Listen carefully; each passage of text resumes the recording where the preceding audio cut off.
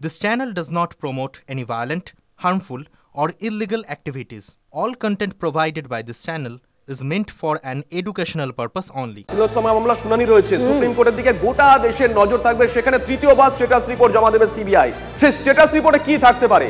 আমরা এর আগে দেখিয়েছিলাম সিবিআই তরফ থেকে অনুমান করা হয়েছিল যে হয়তো থানার ভেতরে কোনো তথ্য বিকৃত করা হয়ে থাকতে পারে। তাহলে কি পুলিশকে চাপে ফেলতে পারে এমন কোনো তথ্য আগামীকাল সিবিআই পেশ করতে পারে স্ট্যাটাস রিপোর্টে।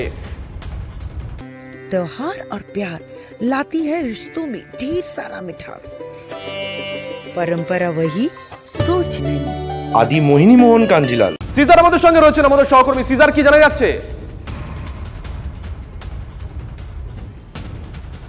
দেখো, আগামীকাল তৃতীয় স্ট্যাটাস রিপোর্ট খুন ধর্ষণ মামলায় তারা পেশ করতে চলেছেন, অর্থাৎ সেন্ট্রাল ব্যুরো অফ ইনভেস্টিগেশন তারা পেশ করবেন। এবং সেইখানে যেটা প্রাথমিকভাবে জানা যাচ্ছে যে পুলিশের ভূমিকা নিয়ে আরও বেশ কিছু প্রশ্ন তোলা হয়েছে এবং সেই সঙ্গে সঙ্গে আরজি করের যে চিকিৎসকরা ময়নাতদন্ত করেছিলেন তাদের কয়েকজনের ভূমিকা নিয়েও কিন্তু প্রশ্ন তোলা হচ্ছে।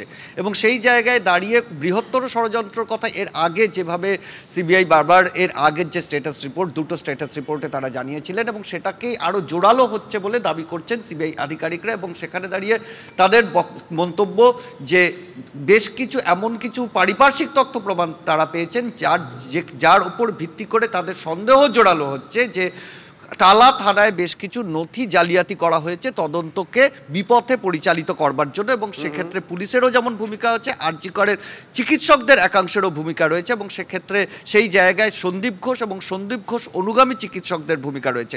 এবং এর পাশাপাশি অত্যন্ত গুরুত্বপূর্ণভাবে এই স্ট্যাটাস রিপোর্টে উল্লেখ করা হবে বলে আমরা জানতে পারছি যে এর আগে শীর্ষ আদালতের শুনানির দিন চিকিৎসকদের পক্ষ থেকে এবং পরিবারের পক্ষ থেকে তারা শীর্ষ আদালতকে জানিয়েছিলেন তাদের কাছে বেশ কিছু তথ্য রয়েছে যেটা তারা সিবিআইকে শেয়ার করতে চান এবং সেই তথ্য তারা শেয়ার করেছেন। এবং তার ভিত্তিতে ইতিমধ্যেই তৃণমূলের দুজন বিধায়ককে জিজ্ঞাসাবাদ করা হয়েছে, বেশ কিছু জুনিয়র চিকিৎসককে জিজ্ঞাসাবাদ করা হয়েছে। কারণ আমরা দেখেছি অভিক দে, সৌরভ পালের মতো বেশ কয়েকজন জুনিয়র চিকিৎসককে জিজ্ঞাসাবাদ করা হয়েছে যাদের নাম, যেটা প্রাথমিকভাবে জানা যাচ্ছে, চিকিৎসক এবং পরিবারের সন্দেহের তালিকায় ছিল এবং তাদের ভূমিকাগুলো খতিয়ে দেখা হচ্ছে। বেশ কয়েকটি মোবাইল ফরেন্সিকের জন্য পাঠানো হয়েছে এবং সেই ফরেন্সিক রিপোর্ট আসা পর্যন্ত তাদের এই তদন্তর জন্য আরো সময় চাই, এমনটাই কিন্তু স্ট্যাটাস রিপোর্টে উল্লেখ করার সম্ভাবনা। নজর থাকবে সিজার, নজর থাকবে। আর এর পাশাপাশি প্রত্যেকে যখন নজর সুপ্রিম শুনানির দিকে নজর রয়েছে, তখন জুনিয়র চিকিৎসকদেরও আরো বিশেষ করে নজর দেওয়া হচ্ছে, কারণ তারা কর্মবিরতির হুঁশিয়ারি দিচ্ছেন। আবার কারণ সোমবার বিকেল পর্যন্ত রাজ্য সরকারকে তারা ডেডলাইন দিয়ে দিয়েছেন, সরকারকে শেষ সুযোগ, হুঁশিয়ারি জুনিয়র চিকিৎসকদের। আজ সব মেডিকেল কলেজ থেকে মশাল মিছিলের ডাক দেওয়া হয়েছে আন্দোলনকারীদের দাবি। এখনো নিরাপত্তা নিশ্চিত করা হলো না, কারণ এরই মাঝে সাগর দত্তের ঘটনা ঘটে গিয়েছে, যেখানেও প্রতিবাদ দেখা যাচ্ছে, যেখানে কর্মবিরতি দেখা যাচ্ছে। সুরক্ষার বদলে সাগর দত্ত ঘটনা পেলাম আক্রমণে আন্দোলনকারীরা। তাদের দাবি রাজ্যের স্বাস্থ্য ব্যবস্থায় ঘুণ ধরেছে। কি বলছেন জুনিয়র চিকিৎসকরা, শোনা যাক। আমরা West Bengal junior doctors front একটি সুস্পষ্ট সিদ্ধান্ত নিয়েছি। আমরা সামনের 30 তারিখ যে সুপ্রিম কোর্টের হিয়ারিং রয়েছে, আমরা নিজেরা দেখতে পেয়ে গেলাম যে রাজ্য সরকার আমাদেরকে সেফটি সিকিউরিটি দিতে ব্যর্থ এবং যে কনফিডেন্স বিল্ডিংয়ের কথা সুপ্রিম কোর্টের চিফ জাস্টিস বারবার তুলেছেন, আমরা এখান থেকে জানিয়ে দিতে চাই তারা আমাদের বিন্দুমাত্র কনফিডেন্স দিতে পারেননি, বরং আমাদের এখন সন্দেহ জাগছে যে তারা কোনোদিন এটার প্রতি সদিচ্ছা তাদের ছিলই না। এবং আগামী পরশু দিনকে যে সুপ্রিম কোর্টের শুনানি আছে, আমরা দেখতে চাই যে তারা আমাদের সেফটি সিকিউরিটি যে এনশিওর করতে পারেনি, যে থ্রেট কালচার সরাতে পারেনি, তারা সুপ্রিম কোর্টে কি জবাব দিতে পারে সেই দিকে তাকিয়ে আমরা এখান থেকে জানাতে চাই যে আগামী পরশু আমরা বিকেলবেলা থেকে আমরা আবার কমপ্লিট সিজ ওয়ার্কের সিদ্ধান্ত নিয়েছি। একটা যাদের এগেনস্টে এই থ্রেট কালচারের অভিযোগ আসছে তাদের এগেনস্টে ইনভেস্টিগেশন কমিটি হোক। আজকে তো প্রকাশ্যে যাদের এগেনস্টে ইনভেস্টিগেশন কমিটি হচ্ছে, যে অভিজ্ঞ বিরূপাক্ষ বিশ্বাস, তারা প্রকাশ্যে এসে বাইট দিচ্ছে, তারা নাকি জানেই না এসব কিছু।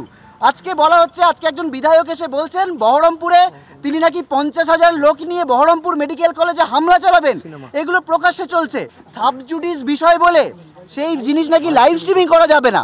অথচ এরকম একটা সেন্সিটিভ বিষয় নিয়ে একটা নোংরামি চলছে, সেটা নাকি শর্ট ফিল্ম বানানো হবে, শর্ট ফিল্মের পোস্টার পড়ছে। তাদেরকেও নাকি শাসক দল থেকে বের করে দেওয়া হচ্ছে এবং তারপরেও তারা আবার প্রকাশ্যে স্টেটমেন্ট দিচ্ছে যে বের করে দেওয়া হোক, তারপরেও আমরা নাকি মহালয়ার দিন তারা নাকি শর্ট ফিল্ম বের করবে। এই নোংরামিগুলো কোথা থেকে আসছে?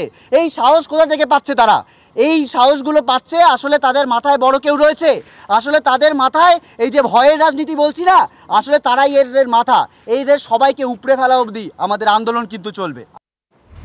অর্থাৎ রাজ্যের শাসক দলকে ডেডলাইন বেঁধে দিলেন জুনিয়র চিকিৎসকরা সোমবার বিকেল পর্যন্ত, জানিয়ে রাজনৈতিক চাপানোতর শুরু হয়ে গেছে। এবং বিজেপি নেতা দিলীপ ঘোষ এবং রাজ্য সভাপতি সুকান্ত মজুমদার তারা এই বিষয়ে কি বলছেন একবার শোনা যাক। ডাক্তারদের দাবি দেওয়াগুলো একদম তাদের দাবি দেওয়া, তাদের দাবি দেওয়ার প্রতি আমাদের সমর্থন আছে। তারা আন্দোলন করবেন না কি করবেন এটা একান্তই তাদের ব্যাপার। যেমন ওনাদের নিজেকে প্রশ্ন করা উচিত যে এত সময় নষ্ট করা হলো, বারবার মুখ্যমন্ত্রী এলেন, কি পেলাম আমরা আন্দোলন করে? পাবলিকও জানার ইচ্ছা আছে, তার কাকে জিজ্ঞেস করবে?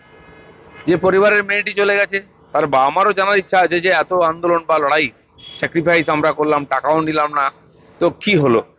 আগামী দিনে এই ঘটনা ঘটবে না তো বাকি ডাক্তারদের ক্ষেত্রে? বা হসপিটালের পরিবেশ পরিষেবার কোনো পরিবর্তন হয়েছে কি? এটাই তো আসল উদ্দেশ্য, সেই জন্য এত বড় লড়াই। সেই প্রশ্ন ওনাদেরকে আমরা করছি, ওনারা রিয়েলাইজ করুন। বা সরকারের সঙ্গে যে এগ্রিমেন্ট হয়েছিল ওনাদের, সেটা কতটা ফলপ্রসূ হয়েছে সেটাও দেখার দরকার আছে।